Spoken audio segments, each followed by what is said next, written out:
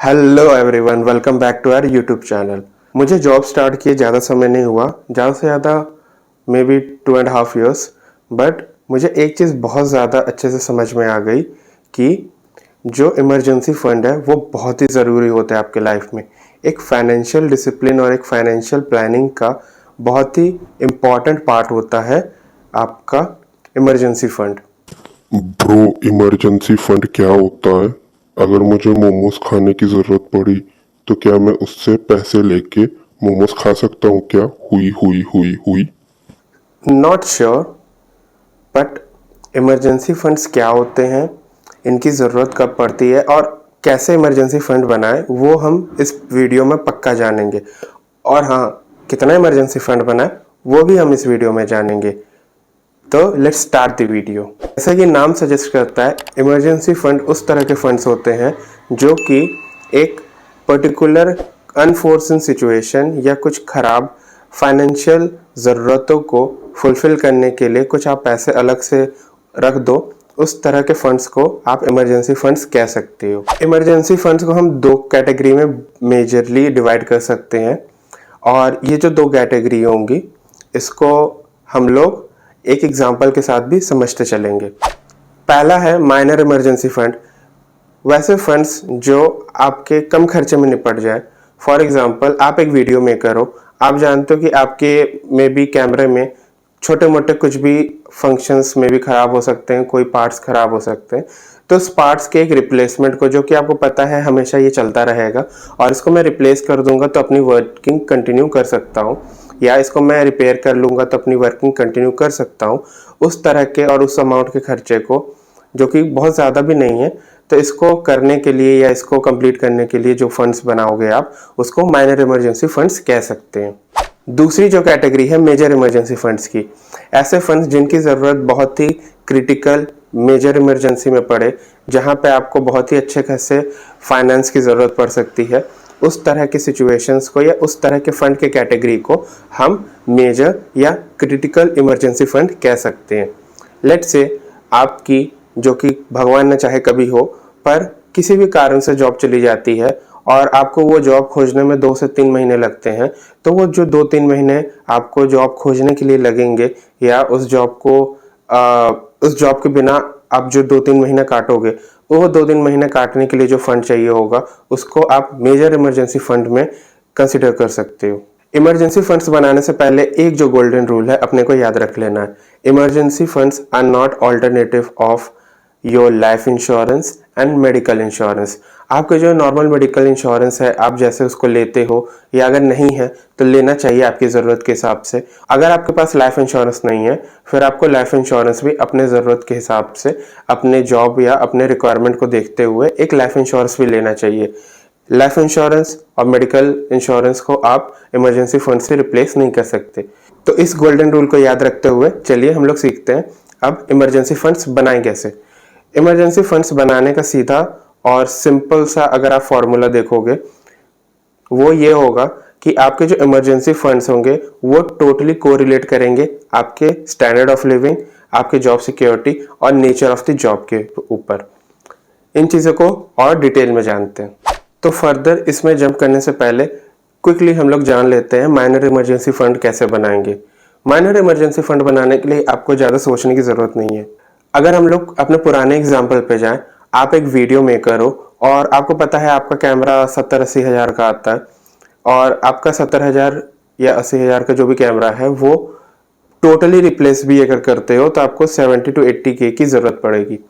और छुटपुट अगर कोई एसेसरीज है वो 10-15 हज़ार की अगर आपकी आती है, तो उस एसेसरीज को कंप्लीट करने के लिए भी अगर हम लोग 10-15 या 20 हज़ार ले लेते हैं, फिर ये हम लोग को पता चलता है कि अप्रॉक्स 80 से 90 हज़ार का एक इमरजेंसी फंड बना लेंगे तो चलेगा। और 80 से 90 हज़ार का जो इमरजेंसी फंड होगा वो आपके जो शॉर्ट टर्म आप कह सकते हो, या जो कि बहुत ही ज़्यादा क्रिटिकल नहीं है, उस चीज़ को केटर करने में काम आएगा। फिर आते हैं मेजर इमरजेंसी फंड्स के कॉन्सेप्ट के ऊपर। मेजर इमरजेंसी फंड्स को बनाते समय आपको 3 चीज़ की, जो मैंने आपको पहले बताई, ध्यान रखने की ज़रूरत है। पहला, आपका सिक्योरिटी कैसा है जॉब का। जॉब सिक्योरिटी से अपने को ये समझ में आता है, अगर कोई पर्सन स्टार्टअप में काम कर रहा है या एक फ्रीलांसर है, उसकी job security as compare to एक वेल एस्टेब्लिश्ड कॉर्पोरेट ऑफिस में काम करने वाले पर्सन से कम होगी। जितनी आपकी जॉब सिक्योरिटी कम है और जॉब लॉस का रिस्क ज़्यादा है, आपको उतना ही ज़्यादा आपके इमरजेंसी फंड को इंक्रीज करना पड़ेगा। जो दूसरा फैक्टर है वो है नेचर ऑफ जॉब।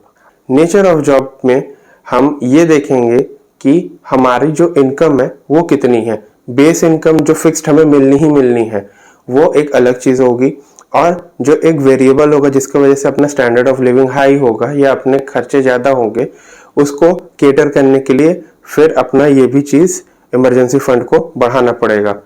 अगर आप अपने लाइफस्टाइल में एक बहुत ही अच्छा खासा अमाउंट वेरिएबल्स या जो इंसेंटिव बेस्ड इनकम होती है उसमें आप इंजॉय कर रहे हो या गुजारा कर रहे हो, फिर आपको अनफोर्सिन सिचुएशन के लिए इमरजेंसी फंड को भी इंक्रीज करना पड़ेगा। तीसरा फैक्टर होगा आपका स्टैंडर्ड ऑफ लिविंग। आप कैसे स्टैंडर्ड ऑफ लिविंग में रह रहे हो। लेट्स से एक जो बहुत ही अमीर इंसान है उसका स्टैंडर्ड ऑफ लिविंग एक मिडिल क्लास से बहुत ही अलग होगा। उनके इमरजेंसी फंड्स की रिक्वायरमेंट अलग होगी। मिडिल क्लास जो पर्सन होंगे उनके इमरजेंसी फंड्स की रिक्वायरमेंट अलग होगी। तो आप देख सकते हो आपकी क्या क्या बेसिक नेसेसिटीज है और क्या क्या ज़रूरतें हैं जो कि आपके स्टैंडर्ड ऑफ लिविंग में ज़रूरी ही ज़रूरी है। अगर इसको एक एग्जांपल से समझें तो किसी के लिए बासमती राइस जो कि कह सकते हो आप 100-120 रुपए के आते हैं, वो खाना किसी के लिए नेसेसिटीज हो सकती है उनके स्टैंडर्ड ऑफ लिविंग के हिसाब से, और किसी के लिए 40-50 रुपए केजी चावल में भी उनका अच्छे से चलता है। तो ये चीज़ भी आपको कंसिडर करनी पड़ेगी अपने इमरजेंसी फंड को बनाते समय। अब हम लोग सीखेंगे इमरजेंसी फंड को पर्टिकुलरली कैसे बनाएं, क्योंकि हम लोगों ने माइनर इमरजेंसी के लिए तो देख लिया यार बहुत इजीली बन जाता है, पर मेजर इमरजेंसी के लिए अब हमें सीखना है कि इमरजेंसी फंड कैसे बनाएंगे। मेजर इमरजेंसी फंड बनाने के लिए हम लोगों को एक चीज ध्यान में रखनी है कि जिस समय वो इमरजेंसी आएगी उस समय अपना जो फाइनेंशियल रिक्वायरमेंट होगा और स्टैंडर्ड ऑफ लिविंग होगा वो कैसा होगा।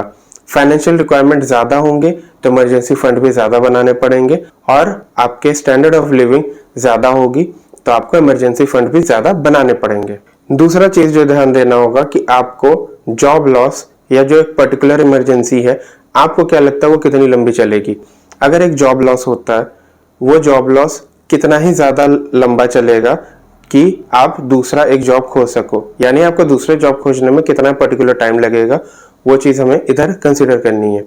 तीसरी चीज जो कंसिडर हमें करनी है वो है कि हमारा जॉब कितना रिस्कियर है। क्या ऐसा हो सकता है कि कुछ भी इकोनॉमिक क्राइसिस आए हल्की फुल्की भी, या कुछ चेंज इन पॉलिटिक्स या कुछ एक अदर कंडीशन जो चेंज हो, उसके हिसाब से हमारी जो जॉब है उस पर अच्छा खासा इम्पैक्ट अगर पड़ेगा, या आपको लगता है कि साल में एक बार ऐसा हो सकता है कि आपकी जॉब लॉस हो सके, उस हिसाब से आपको अपना इमरजेंसी फंड सेलेक्ट करना है। अब कैलकुलेशन पे चलते हैं। लेट्स अज्यूम आपकी मंथली जो इनकम है वो 20K है, और ये 20K पूरा ही आपका बेस या आप कह सकते हो फिक्स्ड इनकम है। ये आपके हर महीने आते ही आते हैं, और आपका जो स्टैंडर्ड ऑफ लिविंग है आप सोचते हो यार मैं 15,000 में अपना गुजारा कर लेता हूँ, मैं बहुत अच्छे से 15,000 में अपना गुजारा कर लेता हूँ। आप कहते हो ठीक है अच्छी बात है।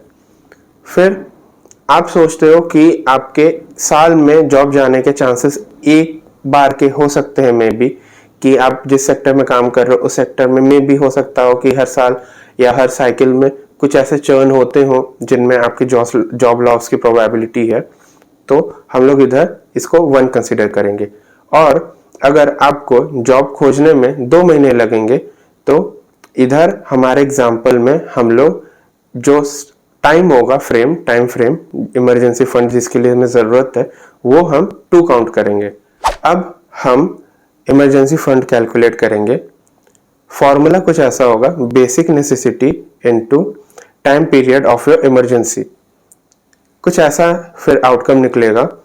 15,000 जो आपकी बेसिक नेसेसिटीज थी, और 2 महीना जो आपको लग रहा था कि हाँ 2 महीने मुझे लगेंगे एक जॉब खोजने में, उस हिसाब से आपको 30,000 के इमरजेंसी फंड बनाने पड़ेंगे। और क्योंकि साल में 2 महीने आप जॉब खोज रहे हो और मे भी साल में एक बार चांस है जॉब लॉस होने का, आपको हर महीने 3-3 हज़ार रुपए, क्योंकि 10 महीने आप काम कर रहे हो, 30,000 डिवाइड बाई 10, आपको हर महीने 3-3 हज़ार रुपए जमा करने होंगे आपके इमरजेंसी फंड्स की तरफ। यार हमने तो समझ लिया अब कि इमरजेंसी फंड्स बनाने कैसे हैं। अब हम ये भी एक चीज फैक्टर है जिसको हम इग्नोर नहीं कर सकते कि आपको नहीं पता आपकी जॉब कब रिस्क में आ सकती है। इसलिए हम लोग क्या करेंगे, कोशिश करेंगे कि जो स्टार्टिंग के महीने होंगे उनमें अपने इमरजेंसी फंड्स के टुवर्ड जो कंट्रीब्यूशन होगा उसका वेटेज हम लोग ज्यादा करेंगे, और धीरे धीरे धीरे जैसा टाइम आ रहा है इमरजेंसी फंड के टुवर्ड्स अपना कंट्रीब्यूशन कम करेंगे। तो ये था आज का वीडियो। मिलते हैं इसके अगले पार्ट में जिसमें हम सीखेंगे कि इमरजेंसी फंड तो बना लिया, उसका क्या करेंगे, उसको कहाँ रखेंगे, कैसे रखेंगे, सिक्योर कैसे करेंगे, वो हम लोग सीखेंगे अगले वीडियो में। मिलते हैं तब आपसे अगली वीडियो में, तब तक के लिए सीखते रहिए। Bye bye.